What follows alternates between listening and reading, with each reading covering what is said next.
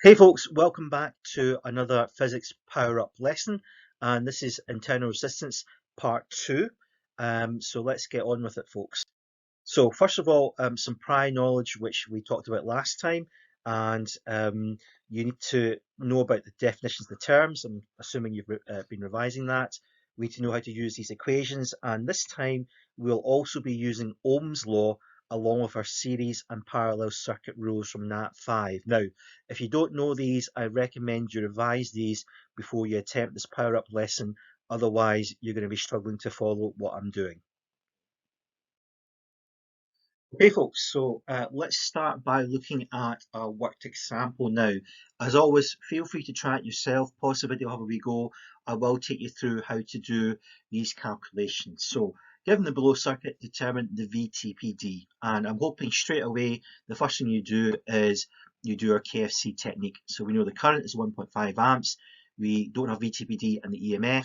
We know the load resistor is 20 ohms, and we don't know what the internal resistance is. Okay, so your next step would be to write your equation, and this is where you would find, well, actually, we don't have enough info to use either of these equations because we don't have EMF, we don't have the little internal resistance, so we can't really use these equations, or it looks like we can't use anything at all.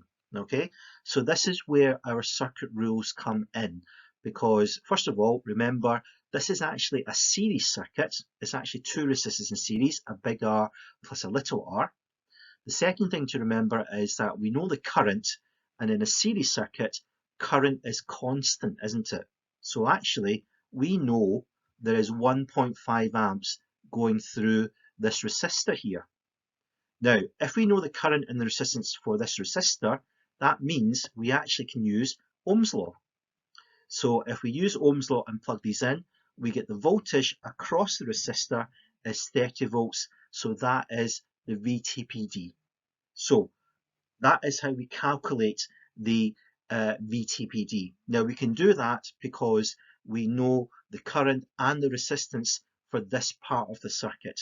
If we didn't know both of these quantities, we wouldn't be able to work out the VTPD. Now, as always, I like to try it yourself, so have a go at this worked example yourself. I'll take you through the answer. So again, hopefully you did your KFC, and then you would realize that you can't use either of these. So then you plug in your equation, and you can see you've got Ohm's law, V is IR, so you plug in your values and you get the VTPD is 25 volts. So once you realize this trick, these questions become really easy. If you don't remember this trick, it's pretty much impossible to calculate it using either of these two equations here. Okay, let's move on to a different example now. And it says, given the internal resistance is 20 ohms and the EMF of 12 volt battery, calculate the short circuit current. Okay, so this requires a wee bit of recall, because can you remember what a short circuit current is, or a short circuit is? Well, a short circuit is literally where, instead of going through the load resistor, you've got an alternative path which is of a lower resistance, and the current goes through it. Now, when we're talking about the short circuit current of the battery here, literally what we're doing is we've got a battery and we've got a little internal resistance here, and let's assume you've got a load resistor, big R, here. So to short circuit this battery, all you would do is connect your wires across it like this, so that the current goes through here instead of going through your big R. And so the question is, what is this current that is going through this short circuit? So again, we use our KFC technique, and hopefully you can spot it straight away. We are using Ohm's law again. Now, I've given you a definition there. You may wish to copy this along with the diagram to help you. So in general, what we're trying to say is there's no VTPD. So that means to get the short circuit current, we do E is equal to I times R, which gives us a current of 0.6 amps. And this equation here that we're using is really just our good old friend Ohm's law. So again, can you see how useful Ohm's law actually is when it comes to doing internal resistances. Okay, now the next two examples are non-calculation examples, and they're more based on explanations. So these are more kind of like your open-ended questions, basically, or as I always call them, the sting in the tail. So describe what happens in the reading on the voltmeter if a resistor is added in parallel as shown below. Justify your answer. So pause the video, have a wee go of it if you think you know what to do, and if not, I'll take you through the answer. Now, the thing you have to remember, and this is from your Nat 5, is that when you have resistors in parallel, that's the same as making the total resistance smaller. Okay, now if you don't believe me, you can make up some numbers for this. In fact, I've given you 50 ohms, so we could call this 50 ohms here. And you know from your little trick from the previous PUP lesson that two resistors in parallel, if you add them together to give the total resistance, is 25 ohms. So that total resistance is less than the resistance of the individual resistor there. So that means the total resistance is less. So here's a bit that really catches people out. So let's just write some things down. Adding resistors in parallel, total R decreases. So that's the first step in our answer. Now here's a bit that catches people out. Okay. Normally you think, well, if there's a smaller resistance, then what's going to happen to the voltage? It's going to decrease. Okay. But how do we get to that explanation? Well, remember, if the resistance decreases, what happens to the current? Current, hopefully you're telling me, increases. Okay, and this is the bit that is a really tricky bit. If the current increases, what does that mean about the VTPD and the loss volts? And this is the bit people forget about. Well, greater I means the loss volts increases, because remember, loss volts is given by I times little r, isn't it? So if I increases, then that means VTPD must decrease. So it's a bit of a trick question, because most people will tend to think the voltage is going to increase.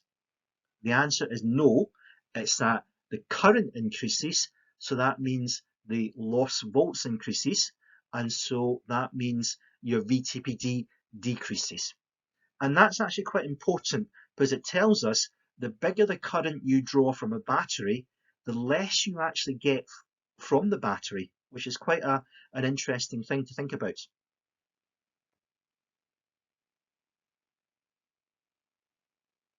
And you can justify this by using the equation, because you can see if, excuse me, if this is a fixed quantity, then if this increases, then this has to decrease in order for the EMF to stay constant.